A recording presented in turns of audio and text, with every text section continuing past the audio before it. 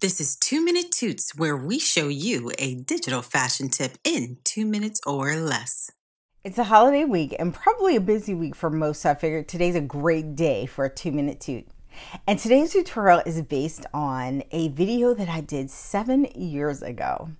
Now this video is still valid, and the way I created the binding is still a great way to add binding to a flat sketch. But of course, Illustrator and I have come a long way since then. So this method that I'm going to show you today is a little more updated.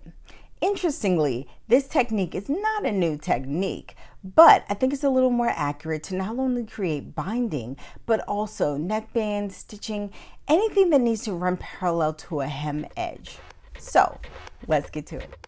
To start, use the white arrow to make a copy of the hem edge you want to create binding or stitching for. Copy, paste in front, then remove any fill color from the line if necessary. Next, while the line is selected, go to Object, Path, Offset Path.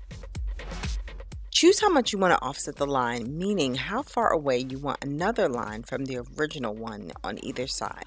For a flat sketch, you'll usually leave the joins on miter and the default limit.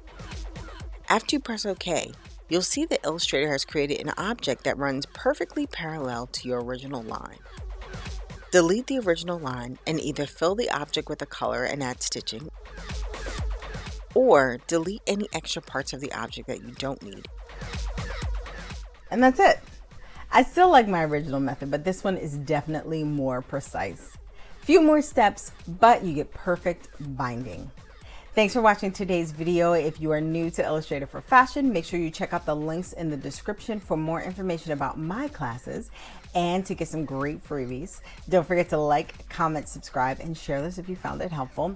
Have a great week. Have a great holiday if you're celebrating Thanksgiving, and I'll see you next time.